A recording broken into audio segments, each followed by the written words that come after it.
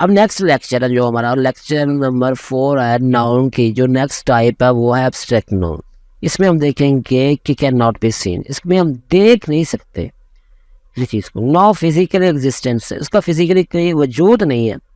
जैसे हैप्पीनेस है, ठीक है, कोई फिजिकली वजूद नहीं है, सॉरो नहीं है, टाइम नहीं है, इसको क्या कहेंगे एब्स्ट्रैक्ट नाउन।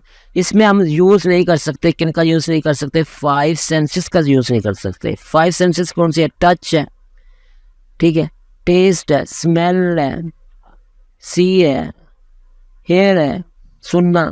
हम इन 5 सेंसेस का इस्तेमाल नहीं कर सकते, ठीक है। हम इनको सुन नहीं सकते, देख नहीं सकते, टच नहीं कर सकते, तो इसको स्मेल की नहीं ले सकते, तो ये क्या है एब्स्ट्रैक्ट नाउन कहलाएंगे।